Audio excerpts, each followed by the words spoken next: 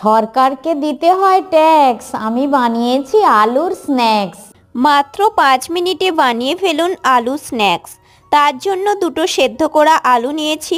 ভালো করে ম্যাশ করে 1 চামচ নুন, 1 চামচ লঙ্কার গুঁড়ো, 1 চামচ গোলমরিচ গুঁড়ো, বড় চামচের 2 চামচ কর্নফ্লাওয়ার দিয়ে মেখে নেব। তারপর ছোট লিচি কেটে লম্বা করে প্রদীপের মতো করে নেব। আপনারা চাইলে যে কোনো আকৃতির করতে পারেন। এবার কড়াতে সাদা তেলে স্ন্যাক্সগুলো ভেজে নেব। দেখুন স্ন্যাক্সগুলো কেমন তেলে দিতে ফুলে উঠেছে, পুরো চিপসের মতো। লাল করে ভেজে নেব লো ফ্লেমে। স্ন্যাক্সগুলো মুচমুচে হয়েছে। এই রকম ইভিনিং স্ন্যাক্স বাচ্চা বড় সবাই পছন্দ করবে। কেমন হয়েছে আপনারা অবশ্যই কমেন্ট করে জানাবেন। ভালো লাগলে লাইক শেয়ার করবেন।